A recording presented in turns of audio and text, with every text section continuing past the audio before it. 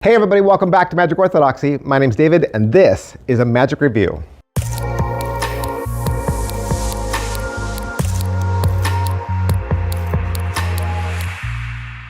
Hey guys, welcome back to the channel. Thanks for being here. Today we got a download review from Penguin Magic. So the creator, Sarma, reached out to me and asked if I would review his new A-can, which he has dubbed, ready, the ultimate impromptu A-can. That's a very big claim.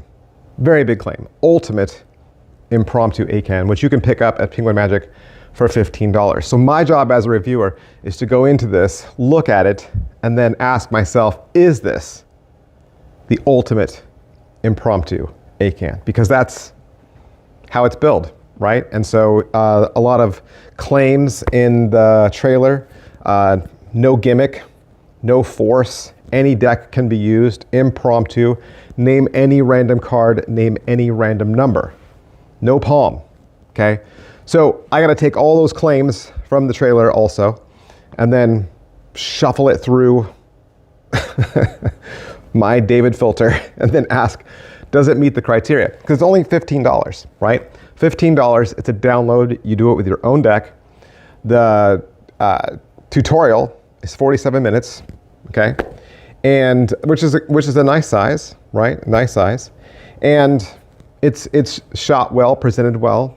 I was very impressed with how he put his tutorial together. Much better than a lot of other tutorials from unknown magicians that I've seen from Penguin Magic. But is it the ultimate impromptu A-can? Let's find out. All right, so I watched the trailer and then I have to ask myself the question, is it what I thought? Yes, it is what I thought. What Juman has done is he's taken a classic card to wallet effect and turned it into an A-can, okay? Because a true A-can would be hands off, right? You call out name, you call out number, and it's completely hands off, right? So it's not hands off, and it feels more like a classic card to wallet. But instead of there being a wallet in play, you have a deck of Post-it notes in play. And the place where I very first remember ever seeing this done was Celebrity Autographs by Terry Lagergeld. I got that a long time ago.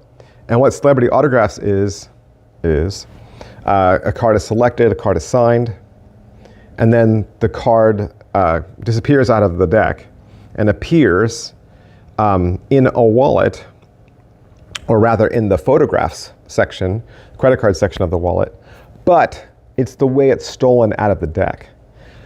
In Celebrity Autographs, it's stolen out of the deck with a little device, a little thing, right? Which is completely normal. It's not any sort of magic device. It's a regular household object. But it introduced me to the idea of using something kind of tacky, gummy, to steal a card out of the deck and then kind of move it over to the wallet section. And Juman's trick is exactly the same as that. Plus, when you also couple in a Himber wallet, which is a switching device, Moleko wallet, when you think about performers like Robert Houdin and Michael Lamar and the work that I've seen David Blaine do, all of that together, when I look at NEXIS, I just feel like this trick is kind of just borrowed from all of those greats, okay? Not to say that it's not a good routine, it's a fine routine, but I've seen it before. Is it well made? You are gonna make it yourself. So, aside from the deck, you're gonna need Post-it notes and a marker. And you will also have to set up the Post-it notes in advance. So if I go back to his original claim that said no gimmicks, I'd have to say that's not true. You are using a gimmick. This is not impromptu, okay? Impromptu would be, I just have a deck of cards and somebody says, hey, can you do it? And I say, yeah, let's do it. If I have a Post-it note on my person, and I've set that Post-it notes up in advance, and I'm using those Post-it notes to do the trick I need the Post-it note block to do the trick. That is a gimmick. So there's a gimmick. It's not impromptu. All right, so how's the video? The video's great. It's Juman, he's at his house, and he's gonna show you the trailer first, give you a little bit of an intro. He'll tell you the secret pretty quickly, and then he'll give you a run through really quickly, show you what it would look like. Then he's got overhead shots in between his teaching, which is really helpful. He has a section on shuffling and dealing. He'll even tell you his favorite ways to reveal the card, and then there's an outro. Pocket space, you're gonna need the deck, you're gonna need a pen, you're gonna need a block of Post-it notes that's larger than a deck of cards. Larger than a deck of cards. So you need all those things. Angles-wise, everything's kind of covered using the Post-it notes. The same way it would be covered is if you were using your wallet. The way most of us have learned this trick is as a wallet steal, right? You're using your wallet over the deck to cover what you're doing, and then pulling your wallet away, and then using your wallet to switch the items. A wallet switch has been around forever. I've seen the wallet switch done on multiple tricks. All Juman has done is taken the wallet switch idea and carried it over to a stack of Post-it notes. That's it. So like I said, it's a card to wallet effect. It's a classic card to wallet effect, but now repurposed, rebranded, repainted as an ACAN. Slice and difficulty level. I would say this trick will be better if you know how to have a card selected and controlled to the top. That isn't covered in the tutorial, but that would make this trick better.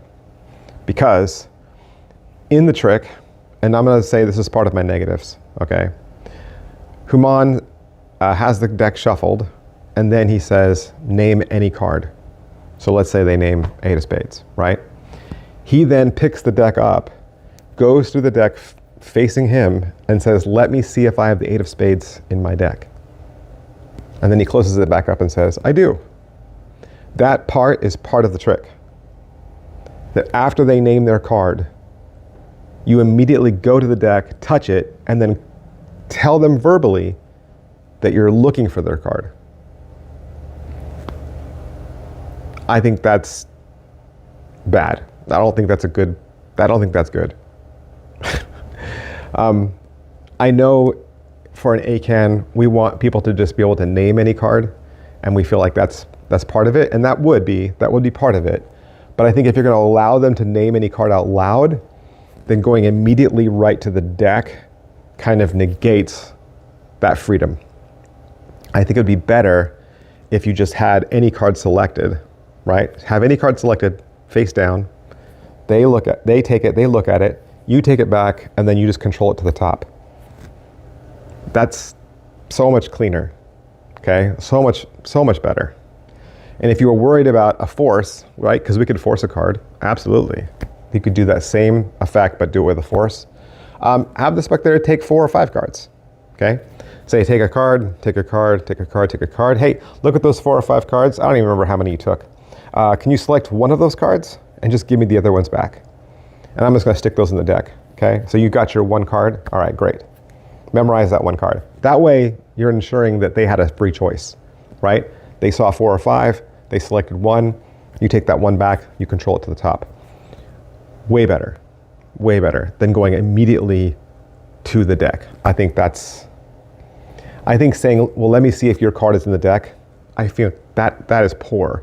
And that brings the whole trick down, I think, for me. Set up and reset, I already said, you gotta have a Post-it note block, right? And you gotta rig the Post-it notes in advance. Positives, it's a fine trick. It's decent, okay? It's a good, what I would say, beginner's level ACAN, okay? If you were gonna teach an ACAN to a beginner and you weren't gonna have any sleight of hand, right? Then this is fine. It's fine. But negatives, in the trailer, they say it's hands off. It's not hands off, okay? Because you have to go right to the deck after they call out their card. So that's not hands off, all right? They say in the trailer, you don't even need a full deck. That's not true, because if they call out 6 of spades, and you went through the deck and it wasn't there, you need every card. So you can't do this with a deck that's not fully there. Also, let's say you hand the deck to the spectator and you said, you counted 9, right? Go ahead, can you count 9 to the table? They can count 9 to the table, but once they get to that 9th card, you have to take it. So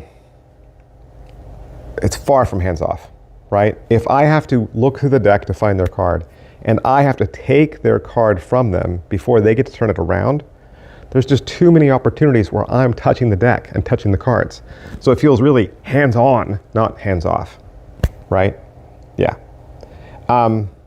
So calling it the ultimate impromptu ACAN, I say no, it's neither ultimate nor impromptu, but would be good for someone who doesn't want to learn any sleight of hand, wants to be able to do an ACAN with a true any card, any number, right? But would take a little bit of fumbling with a Post-it note deck and a pen, but taught well, okay? And not expensive, 15 bucks, that is a good price. And you can find yours at Penguin Magic for 15 bucks. Thanks guys, I'll see you next time, bye. Hey, and lastly, I would like to remind you that mine is not the only voice out there. When making a magic purchase, be sure to watch other review channels to get a well-rounded opinion. Please don't take my word for it. I am just one voice. There are plenty of other fantastic review channels out there, and you should be listening to all of them.